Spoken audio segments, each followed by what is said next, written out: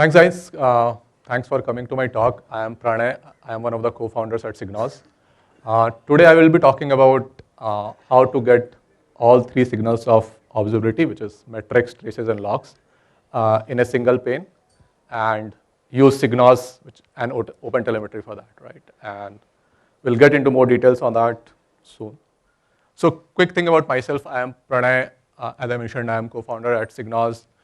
And before this, I was doing product at Microsoft, and after that, I was leading product at a startup here in Bangalore.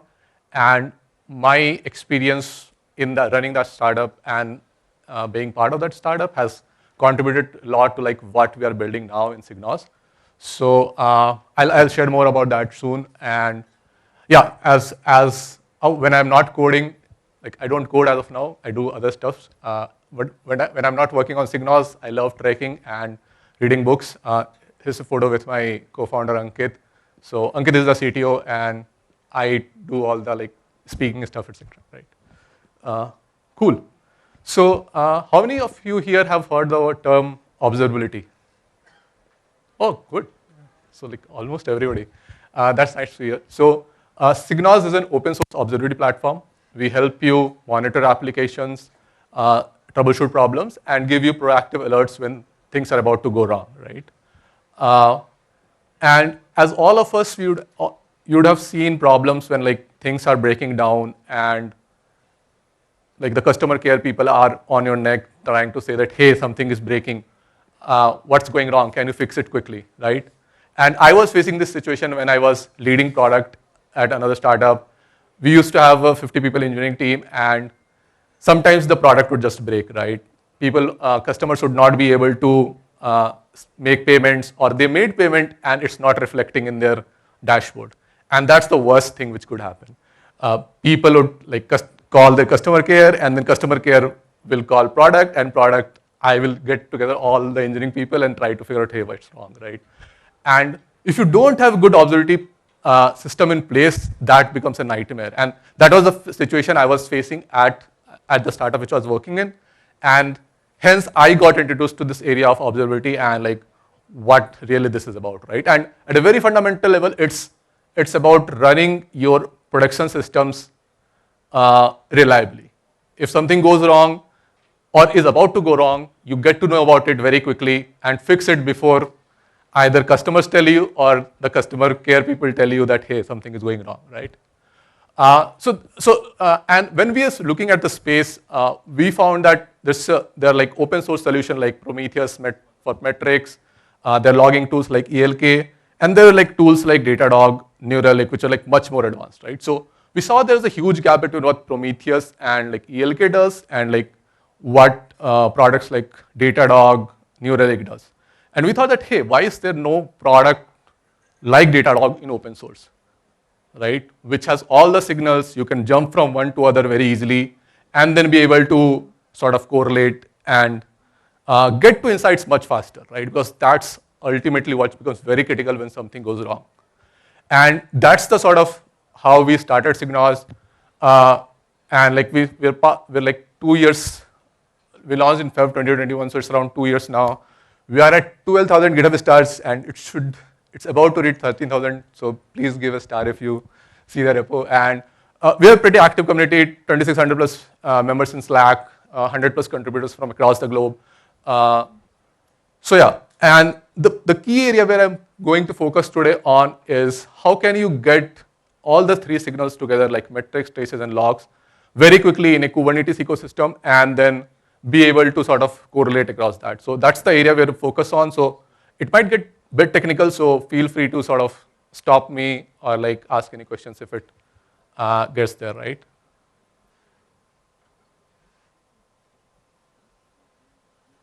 Cool. So I think logs everybody knows. Can anybody tell about what's tracing? Tracing, request tracing, distributed tracing. So yeah. Yeah, exactly. So distributed tracing or tracing tracks a request, how it goes from one part of the infrastructure like a service to another part and sort of gives you the complete view of where a particular request is spending time in, right? Logs, we all know, like you send events to get you more data around what the code is doing, and metrics are basically aggregates. You try to make sense of what's going on by plotting graphs, and one of the ways it's very useful is to plot alerts on that graph, right? For example, if you are monitoring, hey, my application latency is 100 millisecond, and if it goes above 100 millisecond, I should get an alert or page, right? So, so that's where like these three signals are, and these three signals are the main signals which people use for observability, which is essentially understanding what your applications are doing when and trying to get a sense of it, right? And as I mentioned, correlating across these signals is very important, right? So consider a situation where you just have metrics, right? You have, for example, CPU metrics where you know that, okay, like it's going 60% or 80%, and some issue happened, like say a service is falling down. How do you know what is causing the problem, right? If you just have infrastructure metrics, you know that, okay, CPU is going up, but is it failing pods? And if it's not failing pods, what is happening there? Like, why are my applications slow? Why is my API taking more time, right? So metrics don't give you the complete story. They tell you that, hey, something is wrong. Probably you can set an alert on the top of that, but you need more things to go deeper. And generally people use logs. Logs is the main thing which many people use to get more ideas on that, right? But logs tells you like how code has executed, and it prints you something, right? But like different requests can execute the code, and the logs can get very messy.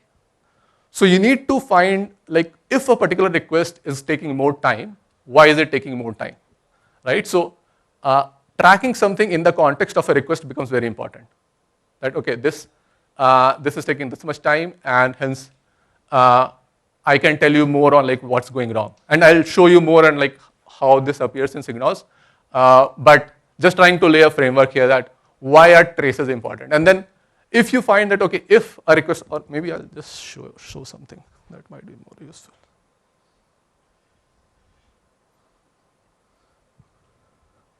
So, okay, so this is, okay.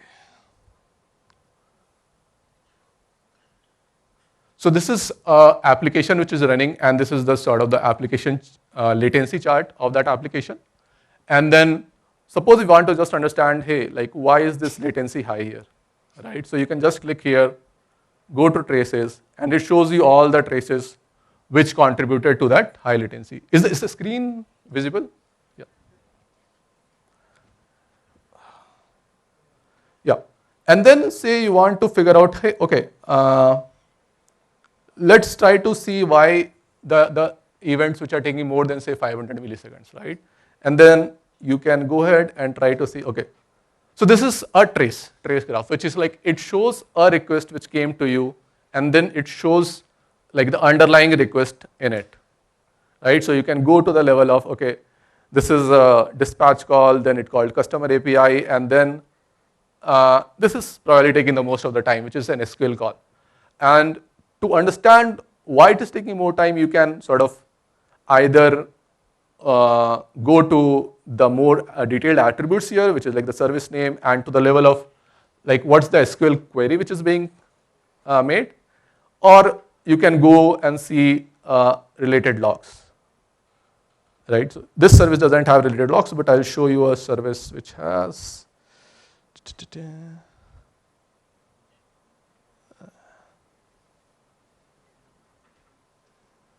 Yeah, so if you go to a service like this, you can sort of filter by trace ID and see what are the related logs, right? So as you saw, you can go very quickly from, hey, my latency metrics were high, and then you can filter by which events are taking more time, and then see what are the attributes which could have been causing that high time, and then also see related logs which might have some more information. Yeah, so essentially what this does, so instead of having silos of, say, metrics, traces, and logs, you now have all the three signals in one place, and then you can correlate across these. And what that does essentially is, imagine a scenario where a payment API is failing, right? Customers are calling you, they are started giving you 1-star rating in Google App Store, right? And customers are very sort of ruthless in this. If you lose their money, they will start giving you 1 stars. So as an org, what do you do, right? So as an org, you have to respond as quickly as possible. And that's where this becomes important. Some issue happens, payments APIs are failing down. You want to do that, solve that in 5 minutes, not in half an hour. Because in half an hour, your over average 5-star rating goes to, which was 5-star till now, 4.8 will go to 4.0. And it will take another long time to solve that, right? So solving issues faster helps you get better revenue, like customers don't lose, you don't lose customers, and have a much better brand perception, right? So yeah, that's around like signals and correlations. Any questions at this point?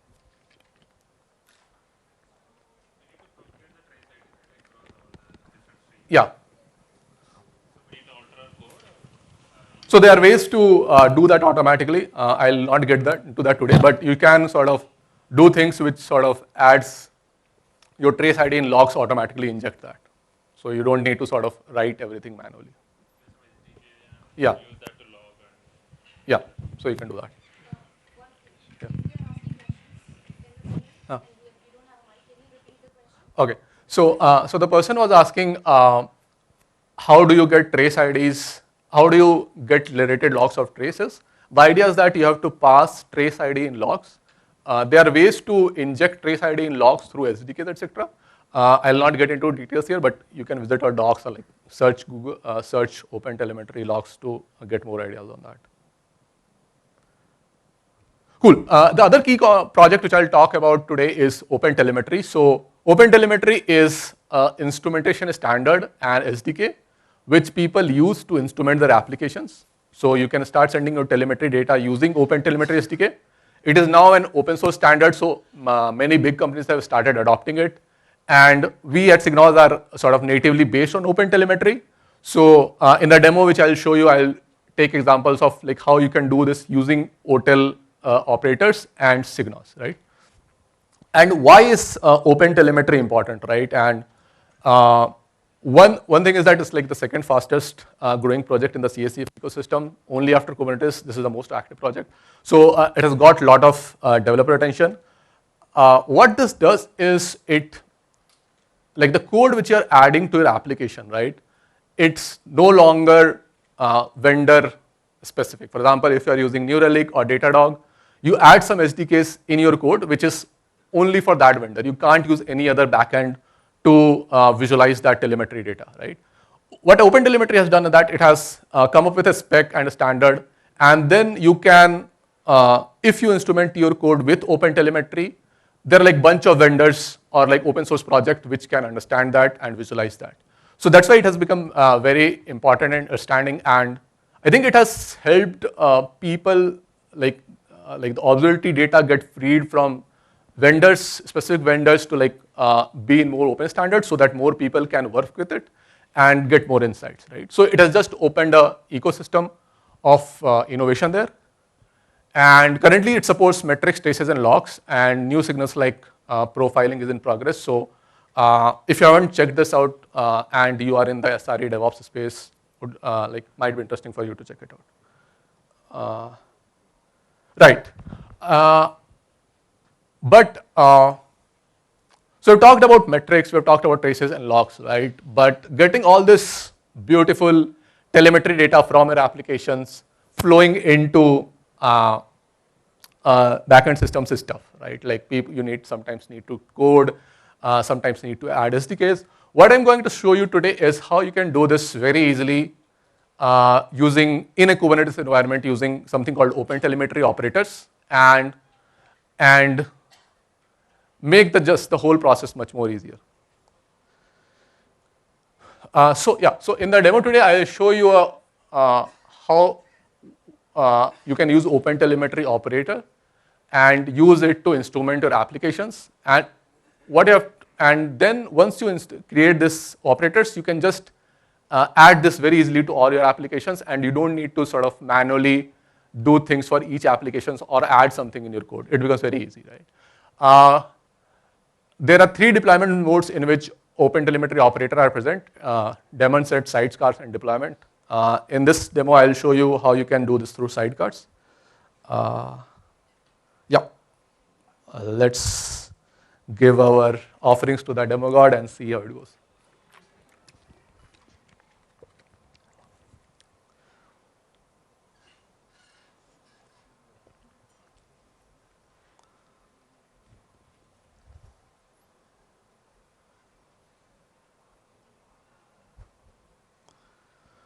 Cool. So what you have to do first is to install OpenTelemetry operator, and it's a simple kubectl apply. And then essentially what you have to do is to inject create a sidecar resource and that inject into different applications, right? So, and we are taking an example of Java application, which is a Spring Pet clinic, which many of you might have seen. And essentially what we have to do is to create a sidecar, create an instrumentation resource, and then add some annotations to it. And we will see that the applications get auto-instrumented, and we will be able to see that data in SigNoz, right? So, let me see what is important here. Yeah, so just going through this script once to give you an overview. So we create a OpenTelemetry collector sidecar, which basically attaches to your application. And in this sidecar, you have to give an endpoint, which is the backend which listens to. Here we will be using SigNoz as the backend to listen to that telemetry data, right? And you have to specify like what are you exporting. So we are exporting traces here, we are exporting metrics here, we are exporting them in the OTLP format, which is the default format for OpenTelemetry. Then we'll create a instrumentation CRD, which basically downloads this OpenTelemetry operator for different languages, which auto-instruments this, right? So auto-instrumentation means that you're running it, and then in the application, it automatically injects, and generally it's used for like relevant for interpreted languages like Java, etc. And then monitor standard things like latencies, error rates, RPS, etc. So this you will get auto-instrumented, and then you deploy your application with these 2 annotations, which is like you specify the sidecar which you will be using, and then you will specify that, hey, you want to inject Java auto-instrumentation there, and ideally if this works, we should be able to get our data in the backend, which is OpenTelemetry here. Cool, so let us try this out.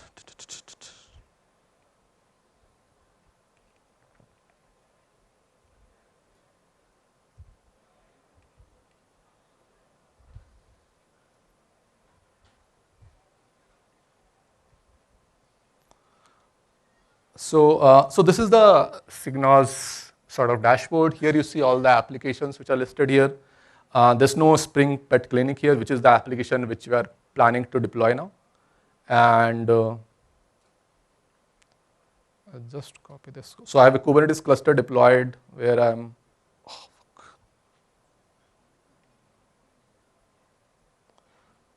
gonna apply this.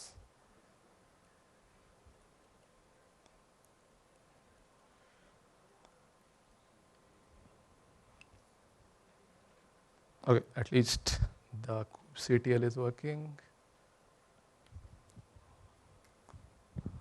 Okay, so we have created a sidecar. Now we'll create the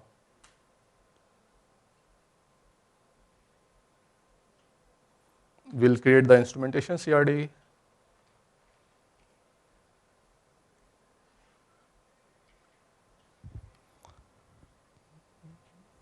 Cool, so this is created. And then we'll finally deploy the application. It has 2 annotations, which is it's telling to inject sidecar there, and also it's telling to inject for Java.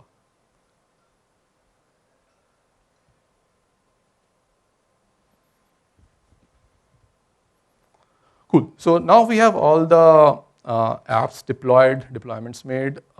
We have to now play with the app and then create some data, which you should be able to see in the dashboard. So we have pod created. Cool. So we have a pod created here, and then we'll just forward that port to here to start playing around with that application. Cool. So, and then we'll go to localhost. And yeah, now we need to generate some data, basically. So let's add owners.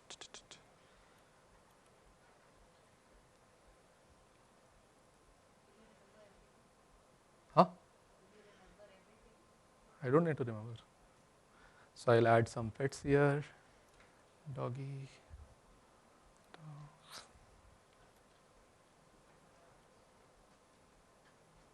It's of type dog. Let's add another pet here. So we need some data for like the telemetry to start flowing in. Okay, I'm not a pet, but okay, it's okay. Okay, I'm a bird. Oh. See, basic issues. Okay, I'll just create some error requests. And let's see if this starts flowing into SigNoz. So we'll refresh it here.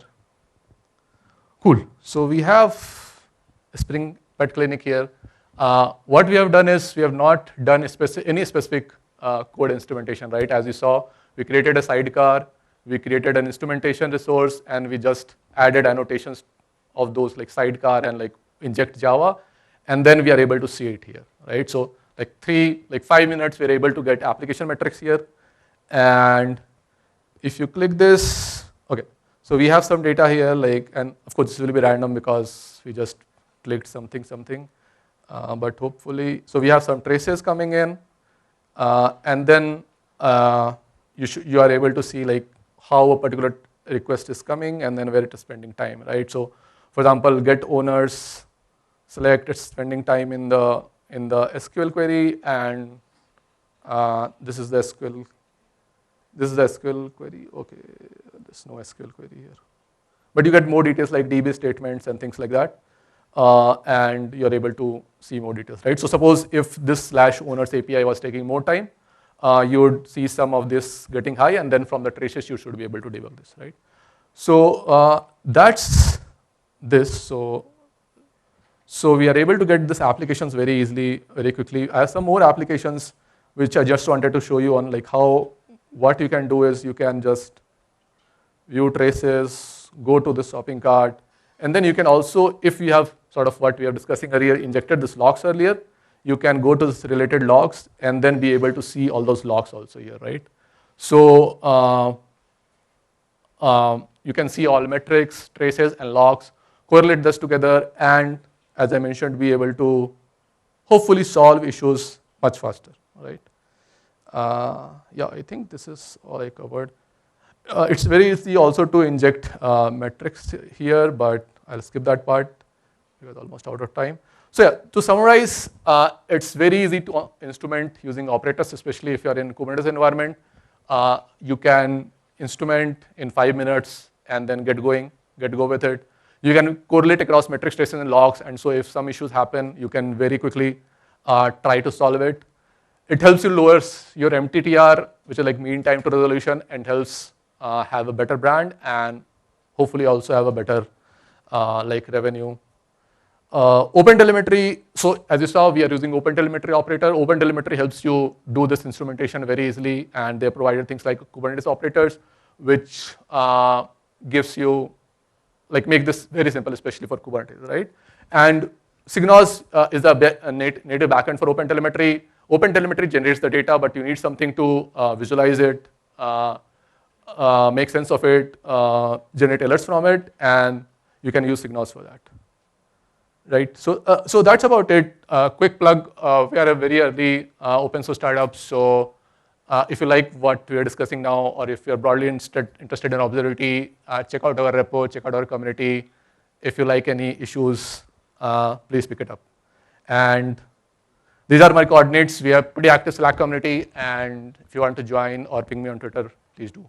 That's all from my side. I have my co-maintainers, Prashant and Srikanth, so I'll invite them here, and if you have any questions, please shoot. And yeah, like they do most of the work. I do a lot less coding nowadays. So. Thank you, Pranay, for the awesome talk. Question is with respect to Go SDK, Go language support with SigNoz. How good it is, and what would be the current state of it? So we recently upgraded to 0.76 OpenTelemetry. So Go auto instrumentation support was added in 77 operator version, but from what I know, there should not be any issues using that with our hotel collector. So you can use just bump up one version while installing the operator, and you can go with using auto instrumentation with Golang. So that should be the easy way. Other way, if you want to go about it, is so you will have to modify your applications. Like you have to SDKs, you have to include it in your whatever application Golang you have, like there. OpenTelemetry SDKs you have to include there and Dockerize and go about it. So it's going to be longer route is that, shorter route is the subgraded bump it. I just had a question on the operator, right? So what are we basically doing? Are we watching on events, and we are just serializing all the event order? That's how it is showing, like what is the order of the request is going on. It's basically reviewing set of steps that you would have to take if you were to do the, if you are not in a Kubernetes environment. So let's say you have some simple application, any Java application or Flask application. What the SDK does is, SDK does some techniques like bytecode manipulation, monkey patching, wrappers. So it sets up these wrappers which capture what's incoming, like request attributes, everything, and sends it to the database. The operator makes it easy to do that. Like if you were not in a Kubernetes environment, you would have to install the SDK and like do some steps. So the operator is eliminating that part. So if you have seen the second steps where he mentioned the image, right? So that image basically takes away the Dockerization part for you. So it basically injects the SDK for you without having you to make any changes. Yeah, so just to add more, there's something called distributed tracing which works without operators. Like you can just use it even in VM environment. That gives you the sort of the trace part, and like operator is the easy way to do distributed tracing in a Kubernetes environment. What is SigNoz like? Is it a data store as well, like Prometheus? It stores, or where are all the whatever data the hotel generates, right? Is it stored in SigNoz? Yeah, so let me show you. Or even better question is, what did you actually have before this demo? Whatever you showed, what was already ready in the cluster? What was already installed? In the cluster? Yeah. You actually created one CRD and one deployment with a sidecar, which gets auto-injected with that whatever hotel wala sidecar. Mm-hmm. But before that, what was already installed on the cluster? Oh, so the cluster was just the applications. So I didn't have SigNoz installed there. SigNoz I had installed in another VM. And the cluster was sending data, like the applications, the clusters were sending data from there to the VM. Now, what is there in SigNoz? I think this might be helpful. So SigNoz comes, like whatever you see in the dotted line is what SigNoz has. So it has a hotel collector, which is like collects whatever data applications are sending. We use ClickHouse as a data store. And then we have query service, which is the backend, and the dashboards and the visualization you saw was the front end, right? So essentially we take care of data store, backend, and then front end, like the visualization part, right? And we don't like this part, which is like applications and generating data from there, that is taken care by OpenTelemetry. It's a push model? I think yes, yeah, it's a push model. So,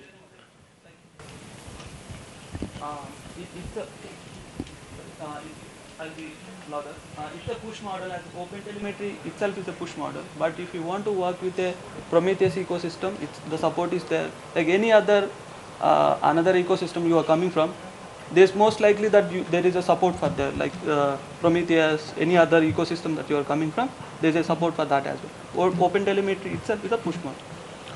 Okay, so the collector actually takes it and ClickHouse actually stores it in the S3, all the data, and you actually query. SigNoz has this query engine which actually queries from S3. What It's if not the S3 directly, it's on the disk. You can use also S3. okay? What if the collector is down, and how like buffering? What happens? You can put a. Like You want to Kafka. speak there, I think. So you can put a Kafka in, like before, like let's say the cluster is, when you say hotel collector itself is down, was that your question?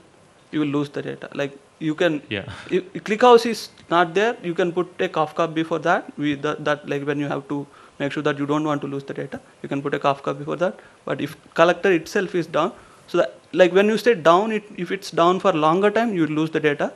But if it's down for shorter time, so the SDKs that we mentioned, they have a exponential back of retry. So they retry for some time. If the collector is still not available, they will start dropping the data. Okay. Just to add to that, right? So you Take said her push model, and it's a pull model as well using the annotation. So you have any metrics exporter in your, then you can just add. Yeah. At 20 minutes we have a break, so I think everyone is waiting. It's respecting them.